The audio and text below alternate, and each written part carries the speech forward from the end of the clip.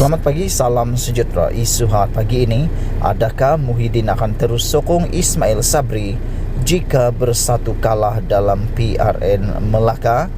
Berita sepenuhnya. Banyak tumpuan kini diberikan kepada katak politik dalam pilihan raya negeri PRN Negeri Melaka. Tetapi masih tidak ada perbincangan bermakna mengenai prinsip dan integriti dalam berpolitik, seakan-akan perbuatan menukar parti politik ini satu dosa yang tidak boleh diampunkan. Winston Churchill bertukar parti politik 2 kali.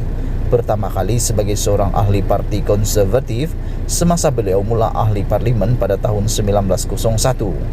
Beliau kemudiannya bertukar ke parti liberal pada tahun 1904 kerana membantah dasar perlindungan dalam parti konservatif. Kemudian pada tahun 1923 beliau kembali ke parti konservatif kerana membantah gabungan kerjasama parti liberal buruh. Adakah Churchill salah dalam berbuat demikian? Saya akan katakan tidak, kerana peralihan politik beliau ini berasaskan kepada prinsip beliau dan beliau bersedia untuk berhadapan dengan pilihan raya pengundi. Kerana inilah semasa saya cadangkan di Parlimen pada 21 Mac 1978 supaya satu undang-undang diadakan untuk mengelakkan perbuatan lompat parti. Saya katakan pembelotan seorang ahli parlimen atau ahli Dewan Undangan Negeri daripada parti yang memberikan mereka tiket untuk bertanding adalah satu perkara yang amat tidak diingini dan tidak beretika, kerana mereka diundi bukan semata-mata atas kualiti peribadi mereka, tetapi juga atas tiket parti yang diwakili mereka. Perbuatan seperti ini juga membolehkan ahli politik dijual beli seolah-olah mereka ini barangan di pasar.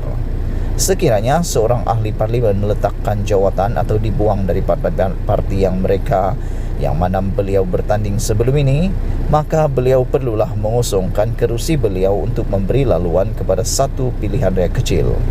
Sekiranya peletakan jawatan atau pemecatan itu berlaku atas sebab-sebab prinsip politik yang disokong oleh rakyat, wakil rakyat tidak sepatutnya perlu bimbang mengenai peluang beliau untuk diundi semula. Dalam 5 tahun pertama saya sebagai ahli parlimen Bandar Melaka dan Setiausaha Agung DAP, saya telah melalui pelbagai ujian. Pada masa itu, katak politik boleh dikira sebagai matawang, dan 1/3 daripada 13 orang ahli parlimen dan 31 adun DAP dalam pilihan raya umum 1969 akhirnya membelot menjadi mangsa kepada taktik sogokan atau tekanan ugutan Barisan Nasional. Seorang MP DAP yang melompat parti ini akhirnya menjadi seorang menteri MCA.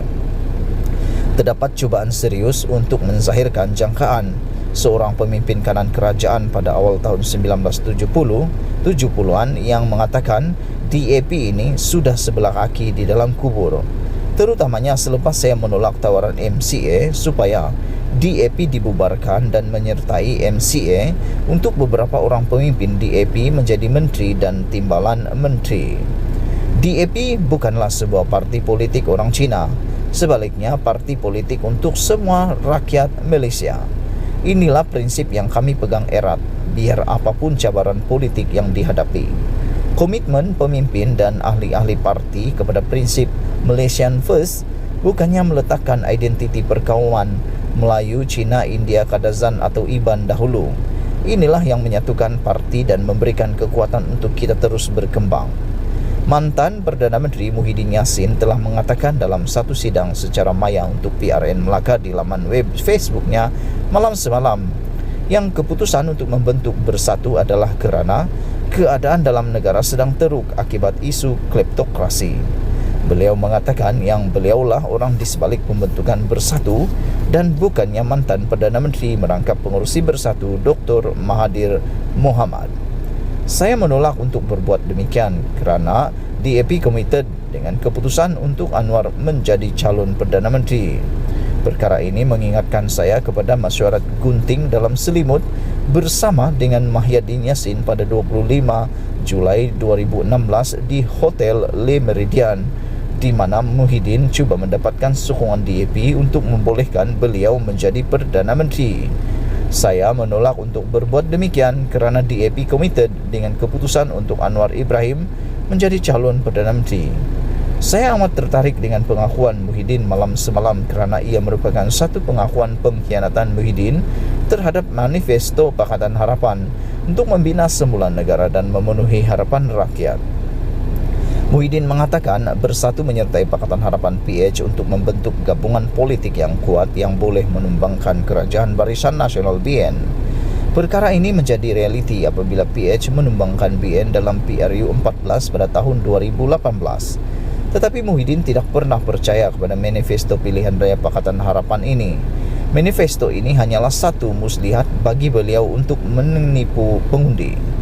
Dengan Muhyiddin mendesak Mahathir untuk mengabaikan manifesto Pakatan Harapan, saya kini faham mengapa Perdana Menteri Pakatan Harapan ketika itu mengatakan yang manifesto ini, PH ini bukanlah sebuah kitab suci. Sebaliknya hanya merupakan satu panduan dan juga tindakan-tindakan yang bertentangan dengan semangat Pakatan Harapan, seperti penangkapan wakil rakyat DAP atas dakwaan dibuat-buat mengenai kaitan dengan aktiviti keganasan Tamil Tiger di Sri Lanka. Muhyiddin juga mengatakan malam semalam yang beliau tidak berdendam dan membenarkan seorang pemimpin UMNO untuk menggantikan beliau sebagai Perdana Menteri Malaysia. Muhyiddin mengatakan walaupun berhadapan dengan pilihan di antara membubarkan parlimen dan membuka jalan untuk pilihan raya baharu selepas kehilangan majoriti di parlimen, beliau menolak jalan pembubaran, sebaliknya mencadangkan nama Ismail Sabri dari UMNO untuk memimpin sebagai Perdana Menteri baharu. Beliau mengatakan salah satu sebabnya adalah beliau tidak mahu pembangkang yang diketuai oleh Pakatan Harapan untuk kembali berkuasa. Mungkin Muhyiddin patut menyatakan sama ada beliau akan terus menyokong Ismail Sabri sebagai Perdana Menteri sekiranya bersatu dikalahkan sepenuhnya oleh UMNO dalam PRN Melaka pada 20 November ini. Artikel kedua daripada 8 artikel oleh ahli parlimen DAP Iskandar Putri Lim Kit Siang tentang tahun-tahun saya di Melaka dipetik daripada Malaysia Deadline, ditulis oleh Lim Kit Siang. Sekian Istimewa Pagi ini, jangan lupa tinggalkan komen Anda, tekan butang subscribe, tekan butang like, dan kita jumpa lagi. Malaysia kita punya, kita jaga sama-sama. Cintai Malaysiaku, kita jumpa lagi. Bye-bye.